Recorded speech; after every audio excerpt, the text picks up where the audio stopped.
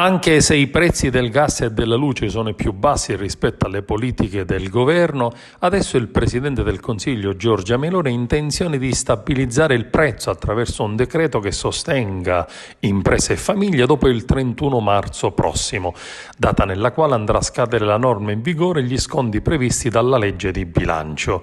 L'intenzione questa volta è di cambiare il metodo degli aiuti a famiglie e soprattutto a imprese. Tra le misure allo studio si va dal bonus famiglie che premia il risparmio alla soglia per i crediti d'imposta fino al nodo degli oneri di sistema.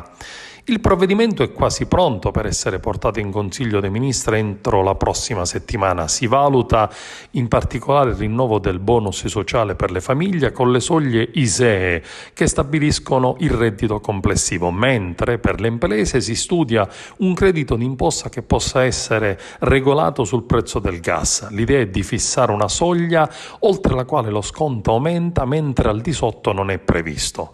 Per le famiglie, come annunciato dal Ministro dell'Economia Giorgetti, si pensa ad un bonus famiglie basato sui consumi, incentivando il risparmio. Si attendono le proiezioni di fattibilità dell'ARERA, l'Agenzia per i Servizi Energetici, e l'avvio potrebbe slittare da aprile in poi. In questo momento ci sono ancora i tavoli tecnici sul tema degli oneri generali di sistema che fanno le simulazioni. Ci porteranno la proposta e su questo la valuteremo. Ancora non è stata accettata, lo spiega il ministro dell'Ambiente Gilberto Picchietto.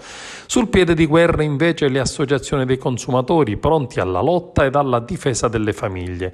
Non si accontentano del provvedimento ed anzi non si fidano dell'abbassamento delle bollette del gas e della luce.